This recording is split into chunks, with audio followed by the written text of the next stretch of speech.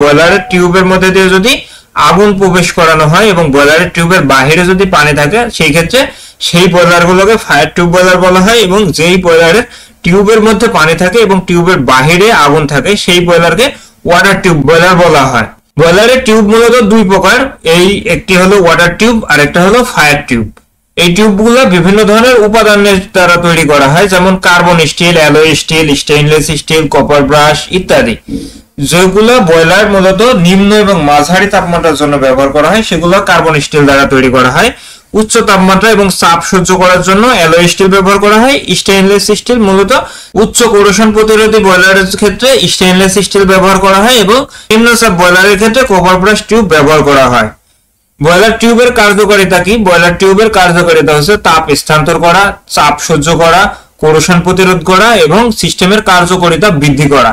কারণ বয়লারের এই টিউবের উপর নির্ভর করে যদি তাপ সঠিকভাবে স্থানান্তরিত না হয় সেই ক্ষেত্রে বয়লারের কার্যকারিতা কমে যাবে। সেজন্য উপযুক্ত টিউব যদি ব্যবহার করা হয় তাহলে বয়লারের কার্যক্ষমতা বৃদ্ধি পায়, এবং বয়লারের এই টিউবগুলা চাপ যদি সঠিকভাবে সহ্য করতে পারে তবেই বয়লারটা মূলত অতিরিক্ত চাপের সময় লিকেজ হয়ে যাবে না, এবং এই চাপগুলা সহ্য করার পরবর্তীতে বয়লার সঠিকভাবে পরিচালিত হবে। বয়লারের টিউবে বিভিন্ন ধরনের ফল্ট দেখা দিতে পারে, এর মধ্যে অন্যতম হচ্ছে বয়লারের টিউব লিকেজ হয়ে যাওয়া।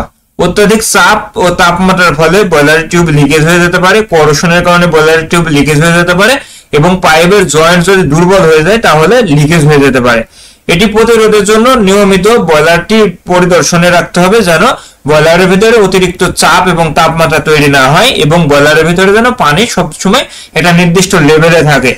এবং যদি কখনো বয়লারের টিউব লিকেজ হয়ে যায় তাহলে অবশ্যই দ্রুত সেটা রিপ্লেস করে ফেলতে হবে। বয়লারের টিউবে লিকেজ হওয়ার জন্য আরেকটা সমস্যা হচ্ছে বয়লারের মধ্যে ওভারহিটিং হওয়া। যদি পানি প্রবাহে বাধা হয় কিংবা বয়লারের ভিতরে পানির পরিমাণ খুব কমে যায় সেই ক্ষেত্রে বয়লারের ওভারহিটিং হয়, এবং বয়লারের ওভারহিটিং হওয়ার ফলে বয়লারের টিউব লিকেজ হয়ে যেতে পারে বা বয়লারের টিউব বাঁকা হয়ে যেতে পারে। এছাড়া বয়লারের টিউব ক্ষয় হয়ে যেতে পারে যদি বয়লারের মধ্যে অপরিশোধিত পানি ব্যবহার করা হয়।